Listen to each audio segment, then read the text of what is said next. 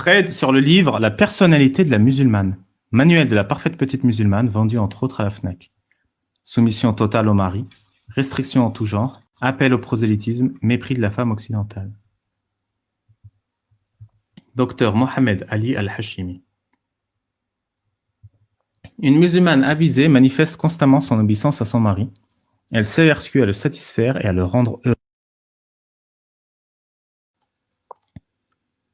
Elle est dévouée et prévenante envers lui. Même quand il est pauvre ou dans la gêne, elle ne doit pas s'en plaindre ou en faire un prétexte pour se dispenser de ses responsabilités ménagères.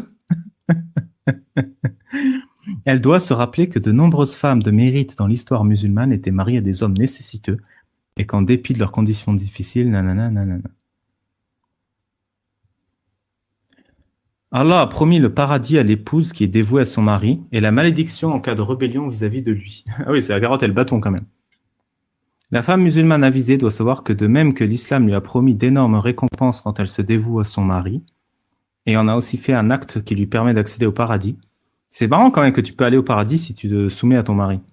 Il l'a aussi mise en garde contre toute négligence ou rébellion vis-à-vis de lui, en affirmant qu'il s'agit d'un péché susceptible de lui attirer le mécontentement et la malédiction des anges. Toi, t'es là, tu es mécontent de ton mari, et là, t'as les gens qui disent « Oh là là, c'est vraiment pas une bonne femme, hein. Oh là là, mais quel timpe !» T'as les anges qui sont pas contents. Madame, ah, c'est pas bien là. Ça, les hadiths qui sont cités sont dans le plus cute des ouvrages islamiques. Riyad Salihin de l'imam al-Nawawi.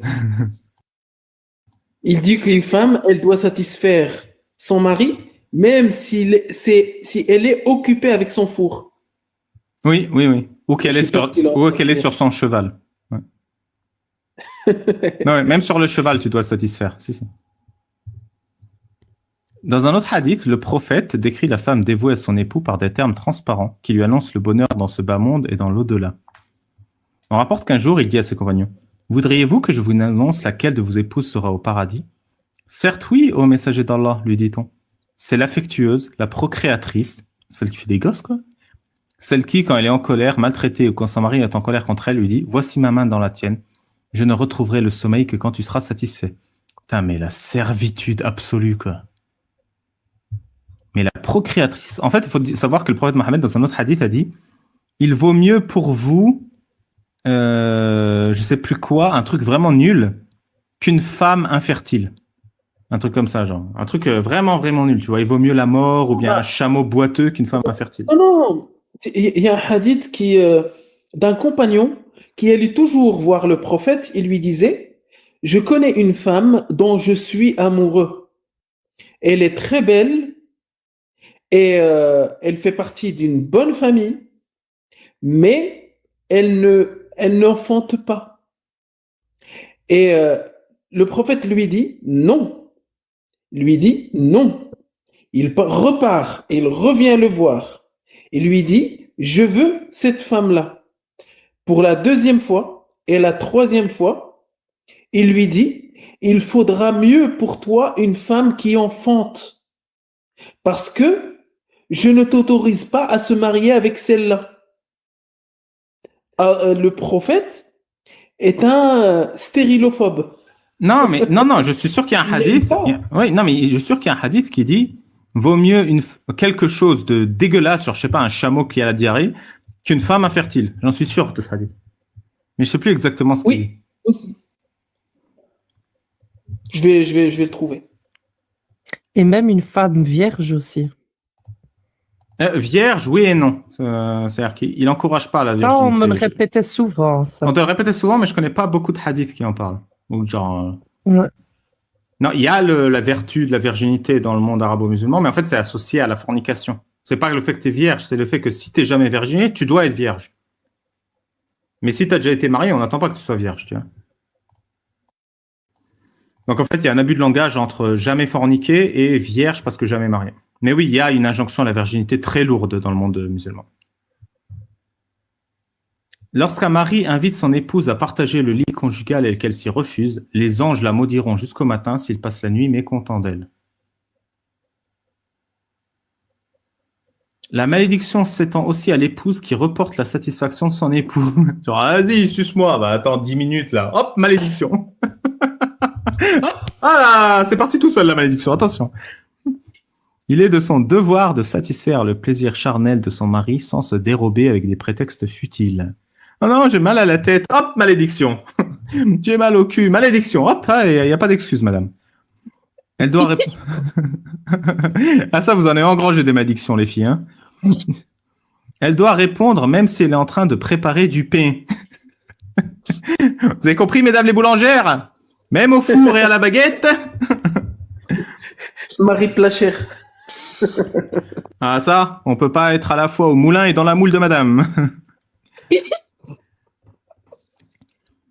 Il est par conséquent satisfaire le plaisir charnel dans un cadre sain et légal est l'un des objectifs pour lesquels l'islam a institué le mariage. Ah, j'ai perdu ma... Bon, c'est pas grave. J'ai trouvé, en fait, il dit que épouser les femmes affectueuses est féconde, car je me vanterai de votre nombre auprès des autres communautés. En fait, nombre d'enfants, j'imagine. Oui. Celui-là, il est dans Nasa'i, Abu Daoud. Et après, il y a celui que j'ai raconté. Un homme dit au prophète, j'ai trouvé une femme de bonne lignée et belle, mais elle n'enfante pas. Dois-je l'épouser? Il répondit non. Puis il dit, épousez les femmes affectueuses et fécondes. Après, il y a un autre hadith qui dit, la femme féconde est meilleure que la femme belle, mais infertile. Al-wadoud khayrun min al-hasna al-aqim. C'est ce qu'il dit. Après, je pense que il y a celui dont tu as parlé, mais il est un peu plus compliqué à trouver. Il faut trouver le mot en arabe pour que je puisse le trouver. Non, mais je vais le retrouver. Mais il y a le hadith de il faut les femmes fécondes parce que je vais avoir beaucoup de gens. En fait, le hadith, c'est Mohammed qui rencontre Moïse au paradis à la fin des temps. Et Moïse dit, regarde la taille de ma communauté. Et Mohammed qui dit, ma communauté est plus grosse. Et c'est à cause de ce hadith que Mohammed dit, faites beaucoup d'enfants car je veux voir une communauté plus grosse que Moïse. C'est littéralement ça, je caricature pas. Mohammed veut avoir la plus grosse face à Moïse. Voilà. Il est par conséquent du devoir de la femme de satisfaire la volonté de son mari et de partager ce plaisir et de ne pas se dérober en avançant des prétextes futiles ou non fondés. Là, j'aurais aimé avoir la liste des prétextes futiles et non fondés quand même. Hein. Plusieurs hadiths confirment cette obligation en toutes circonstances et précisent que la femme ne peut s'en dispenser qu'en cas de force majeure. Le messager d'Allah a dit qu'un homme appelle son épouse pour satisfaire son besoin charnel, qu'elle acquiesce même si elle se trouve sur le dos d'une monture. Ah bah voilà. Quand un homme appelle son épouse pour satisfaire ses besoins charnels, qu'elle réponde même si elle est en train de préparer du pain. Voilà, donc t'as les mains pleines de pâtes là, de pâte à pain, de farine, de je sais pas quoi, de levure, et ton mec il te chope comme ça là, tu dis rien. Le prophète a dit, si j'avais ordonné à quelqu'un de se prosterner devant un autre, j'aurais ordonné à la femme de se prosterner devant son époux. Aïcha demanda au messager d'Allah, qui d'entre les gens a plus de droits sur la femme? Son époux, répondit-il. C'est quoi cette question de gamine de 9 ans? Papa, qui a le plus de droits sur les femmes? Et ton mari, connasse. Genre, c'est vraiment la question de gamine curieuse qu'aucune gamine curieuse au monde ne pose, quoi. Tu sens que c'est un dialogue qui a été mis dans sa bouche. Genre, ça me rappelle les vieux mèmes de LinkedIn, là, où t'avais genre un discours de Trump ou de Netanyahou, de je sais pas qui. Et le mec sur LinkedIn, il fait, mon enfant de 5 ans a dit, comment Trump peut-il, dans cette récession actuelle, prendre une telle décision? C'est contre toutes les décisions économiques. Et je trouve que mon enfant est vraiment très doué, tu vois. Et les gens, ils faisaient ça premier degré. Mais c'est encore pire, parce que quand une femme n'a plus son mari et est décédée, n'a pas de frère, n'a pas de figure d'autorité religieuse ou figure d'autorité masculine, c'est qui peut... Si elle a un fils et qu'il a les poils pubiens, qui a 11 ans, 12 ans, 10 ans, j'en sais rien, bah c'est lui la figure d'autorité qu'elle doit avoir. C'est-à-dire, s'il lui dit « achète-moi une choupa choups », bah elle doit dire oui. Même si elle qui lui fournit la choupa choups. Financièrement parlant. C'est lui qui a l'autorité. Pourquoi tu utilises l'exemple de la choupa choups, exactement? Ce serait Je sais pas. Franchement, ce serait pas à c'est cause de juste, ta mère castratrice, Agnoslim? Ah non, peut-être. Non, j'aurais pu utiliser Kinder Bueno. Allez. S'il lui dit achète-moi du Kinder Bueno, sinon je Non, t'autorise pas à attends, tu aurais pu. te marier avec ce monsieur. Tu aurais pu, mais tu l'as pas fait. Ouais, j'aurais pu. C'est trop tard. Alors, ensuite... Oh, je peux vous raconter une anecdote, rien à voir. Bah, si ça n'a rien à voir, un attends petit qu'on peu. finisse. Un homme éprouvant de l'attirance pour une autre femme doit immédiatement aller satisfaire son désir avec sa femme. Il est très risqué pour une femme de provoquer le mécontentement de son époux. Sa prière peut être refusée. Elle doit être dévouée à son mari et assurer ses responsabilités relatives au foyer, car elle sait qu'il a un droit considérable sur elle. Elle ne doit pas oublier que l'obéissance au mari est une des voies d'accès au paradis. Elle doit recevoir son mari de façon radieuse et souriante à son retour de travail. L'islam lui recommande de prendre soin de sa beauté pour plaire à son époux. Il lui est donc interdit d'observer un deuil de plus de 3 jours si le défunt n'est pas son mari. T'es sérieux? T'as pas le droit d'avoir un deuil plus de 3 jours pour que ton mec puisse encore baiser toi après 3 jours maximum? Heureusement que l'islam a donné des droits aux femmes. En gros, t'es là, ok, ton père est mort, mais c'est bon, je veux baiser là.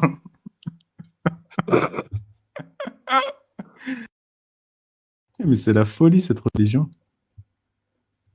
Elle doit être chaste du regard et ne regarder aucun autre homme que son mari. Putain, mais qu'est-ce qu'on se fait chier quand on est une femme musulmane? Elle doit désirer que son fils soit... Ouais, tu regardes qui? Les hommes, c'est littéralement la moitié de la Terre. Elle doit désirer que son fils soit autoritaire envers sa femme. Elle doit aussi désirer que son beau-fils soit autoritaire, voire sévère avec sa fille. Et what the fuck?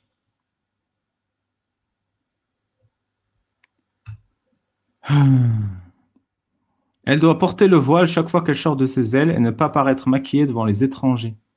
Elle se différencie des femmes des sociétés modernes non voilées, quasi nues, égarées et désobéissantes dont le sort terrifiant est décrit dans un hadith. Quasi nues, les meufs qui sont pas voilées. Quasi nues! La musulmane consciencieuse ne fait pas partie de ces femmes qui pullulent dans les sociétés contemporaines, des femmes quasi nues, égarées du droit chemin, désobéissantes au commandement d'Allah. Elle doit éprouver une inquiétude intense quand elle entend le hadith qui relate dans un tableau terrifiant le sort de ces femmes non voilées et égarées, qui subornent les hommes et contribuent à la corruption des mœurs. Vous avez compris, les filles? Elle doit avoir la conviction que le voile est une prescription d'Allah pour la protéger de la débauche et de la tentation. Même en cas de chaleur intense, elle doit porter ce voile en disant « Le feu de l'enfer est plus intense en chaleur ». Putain, mais c'est vraiment nul comme... Tout ça, je le connaissais, c'est incroyable, j'ai baigné dedans. Hein. T'es là dehors, t'as chaud. Non, mais le feu de l'enfer est plus chaud, c'est pas grave. Ouais, je te jure. Et tu l'appliquais? Oui, bah oui. En plus, c'est tellement contre-productif. Genre, il fait chaud, tu dis, oh là là, qu'est-ce que j'ai chaud, il me faudrait un petit... Tu sais, au lieu de designer un truc, là, comment ça s'appelle, les trucs à la main, là, pour s'enlever la chaleur. Comment ça s'appelle? Pas un ventilo. Un éventail? Un éventail, voilà. Oh non, mais le feu de l'enfer est plus chaud. Putain, mais ils sont vraiment pas créatifs, hein. Écoute, il suffisait d'aller chercher des tissus qui étaient pas trop étouffants, pas de synthétique, du coton. Ouais, c'est ça, mais personne n'a rien Voilà, il fait. fallait tout le temps chercher des foulards qui étaient adaptés pour l'hiver, pour l'été. Elle doit éviter la mixité avec les hommes. Elle ne serre la main à aucun homme sauf à ses mahrams. Elle ne voyage jamais sans mahram. Donc le mahram, c'est le tuteur. Il faut savoir que les femmes ne sont pas des individus à part entière dans l'islam. Elles ont un tuteur ou un propriétaire ou un gardien. Et donc elles ne peuvent pas voyager sans leur propriétaire, de la même manière qu'un chien ne sort pas sans laisse. Décorer ses maisons avec des représentations d'êtres vivants est interdit. Idem pour l'adoption de chiens domestiques. Prendre soin des chiens domestiques est une habitude occidentale pathologique. Pathologique! Ils adoptent des chiens à l'occidental. Ils les entretiennent, prennent soin d'eux. Attends, il en ressort donc que, hormis le chien de chasse ou de garde, l'adoption de tout chien est interdite par l'islam. De nos jours, nous constatons que certains musulmans et certaines musulmanes adoptent des chiens à l'occidental. Ils les entretiennent, prennent soin d'eux et les chouchoutent en leur consacrant des aliments, des toilettes et même des shampoings. Cette habitude pathologique n'appartient aucunement au mode de vie islamique. Ya Rab, comme l'islam, c'est une maladie mentale. Hein. La femme musulmane est jalousée par la femme occidentale à cause de ses droits. Elle refuse le pseudo-progressisme qui l'incite à sortir dévoilée, maquillée et à travailler avec les hommes. Elle rend ainsi service à la société en mettant un terme à cette épouvantable farce, dont les conséquences sont la dépravation morale et l'effondrement du foyer familial. La femme occidentale aspire jalousement au statut de la femme musulmane. Ne dit-on pas heureux comme une femme en Afghanistan, j'ai envie de dire. Comme nous l'avons mentionné plus haut, elle souhaite jouir, ne serait-ce que partiellement, des droits dont jouit la musulmane, notamment en ce qui est relatif à la stabilité et à la dignité. Ah, vous entendez ça, les filles? Stable et digne comme une femme musulmane. Eh ouais, eh ouais. Allez, si vous êtes jalouse, écrivez pastèque dans le chat, les filles. Je te vois pas écrire pastèque, la liberté, là, je t'entends pas taper sur le clavier. Non, j'écris pas. Après avoir pris connaissance des droits accordés par l'islam à la femme, notamment le fait qu'il est dispensé de charges sur terre qu'est les foyers familiales, ce refuge naturel pour la femme comme pour l'homme. Mon foyer familial, mon refuge naturel. Putain, mais on dirait vraiment qu'il parle d'un animal, quoi, d'une gazelle. Or, ce paradis ne peut exister si la femme n'assume pas son rôle de mère. Eh oui, les femmes au foyer, c'est le paradis. C'est au sein du foyer familial que réside le bonheur des individus et de la société, car il représente une source d'inspiration, de bien-être et de créativité. D'ailleurs, toutes les grandes inventions se sont faites au sein du foyer familial. Hein. Une femme dans la cuisine et hop, l'énergie nucléaire. Alors qu'une femme à l'école, c'est la dépravation, quoi. Dépravation morale, effondrement du foyer familial.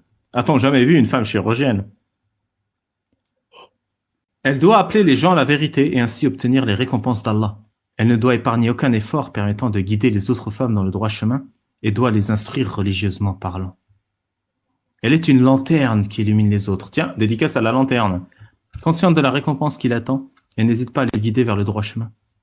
L'islam lui donne un statut de prestige en lui donnant la position de commandeur. Elle doit s'opposer à tout acte condamnable. Elle ne reste pas muette face à une faute et n'hésite pas à exposer la vérité car elle est engagée à propager un message. Elle n'est pas qu'un acte portant atteinte à la religion puisse se produire sans le corriger fermement pour éviter de subir le sort des Juifs. C'est quoi le sort des Juifs?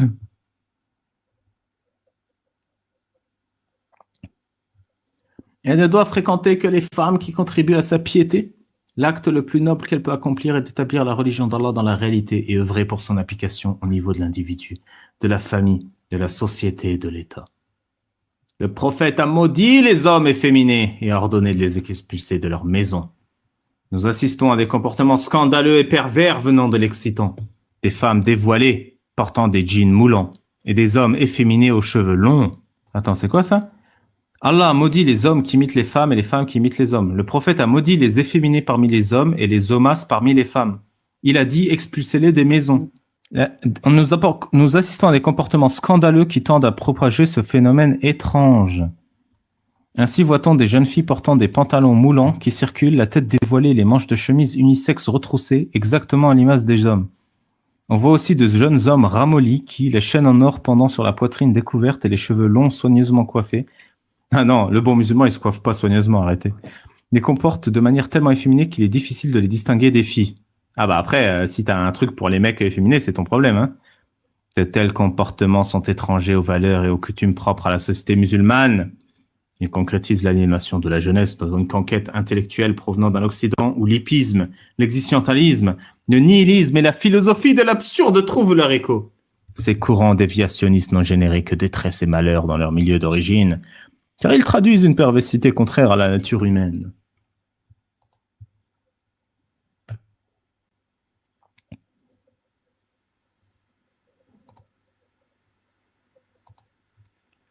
Et voilà, c'est terminé. Est-ce que tu as des commentaires? Est-ce que vous avez des commentaires avant qu'on écoute ton anecdote, Liberté? Mais tu viens de lire ça ici. Ben, comme j'ai quitté l'islam, je trouve ça mais absurde. Et autant j'étais musulmane, c'était grandiose quand j'écoutais ça. J'étais dans la vérité supérieure. J'étais persuadée que la mécréante était jalouse de moi. C'est sincère, c'est vrai. Hein. Ah là là, l'islam, ça rend fou. Pour l'anecdote, j'étais en train de discuter ce matin avec ma fille qui a 14 ans. On discutait, comme c'est bientôt le ramadan et tout ça, je disais, ouais, je trouve quand même ça dingue que t'as des filles qui ont leur première règle à 9 ans, 10 ans, et qui sont contraintes donc à devoir jeûner. Et là, je lui explique, je lui dis, tu vois que dans l'islam, il n'y a pas, on ne reconnaît pas l'adolescence. Et puis elle me dit, tu sais, maman, ton frère, il m'en avait parlé l'année dernière. Je dis, on était encore musulmans à ce moment-là. Elle me dit, oui, oui, oui. Il m'a dit que l'adolescence, c'était une invention des Occidentaux. J'ai été choquée, je suis tombée de haut. Tu t'en rends compte? Tu vous en rendez compte de ce que je dis? Oui, dans tous les débats que je fais, il y a... En fait, tu as des gens qui adhèrent à cet islam. Moi, je pensais que... Parce que moi, j'étais ignorante de ces atrocités. Ouais, mais il y en a qui adhèrent à l'islam en connaissant ces textes. Tous les débats que je fais, il y a des gens qui disent que l'adolescence est une invention occidentale. Dans l'islam, il y a mineur, majeur. Et majeur, c'est les premières règles. Je suis tombée de haut. Et c'est quand même dangereux de dire ça à une fille. Après, on dit qu'on les endoctrine pas, qu'elles sont libres. Oh là là. Bah oui, parce que on te met dans la tête que tu seras mukallaf, c'est-à-dire que tu serais responsable avec cette notion de teklif quand tu commences à avoir des poils pubiens ou quand tu commences à avoir, par exemple, des signes de puberté, même si tu as 10 ans, 11 ans. Et vu qu'on t'enseignait ça en même temps, tu commences à déjà avoir peur d'Allah à cet âge. Tu vas dire, putain, moi maintenant, mes hasanat, mes bonnes actions et mes sayyi'at, mes mauvaises actions, est-ce qu'ils vont être comptés à partir de maintenant? Déjà, tes gosses, tu penses déjà à ça. Et ça, je vous parle de mon cas.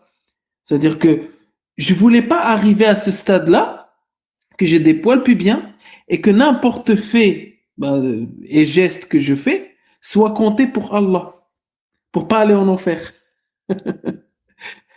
Tu rigoles parce que là, ça sent pas bon. Vas-y, raconte. Ah oui, j'en profite tant que je suis là. Je dois t'envoyer un mail aussi. J'aimerais bien participer à ton live témoignage. C'est ça? C'est ton live témoignage? Si tu veux bien de moi. Ouais, envoie-moi un email ou un truc comme ça. Envoie-moi un email comme ça, je vous écris tout en même temps. Ça va, nickel. Bienvenue. Incha Iblis, Incha Babal. Et pour l'anecdote, j'avais fait le témoignage de Sénat, du coup, elle m'avait envoyé la photo, d'ailleurs, j'ai publié sur YouTube dans mes posts, où le consulat algérien en France demande 2 témoins hommes pour les femmes. Et du coup, tu as quelqu'un qui a témoigné dans la vidéo qui a dit, ma grand-mère aussi est allée au consulat pour un certificat d'héritage. Elle avait une maison au bled et son mari est mort. Et ils lui ont dit, la prochaine fois, venez avec vos 2 fils, on peut pas vous le donner à vous. Déjà, comment ils savent que la grand-mère elle a 2 fils? Ça se trouve, elle a pas de gosse. Mais en plus, elle peut pas venir toute seule, là. C'est genre la misogynie implantée dans le consulat algérien en France.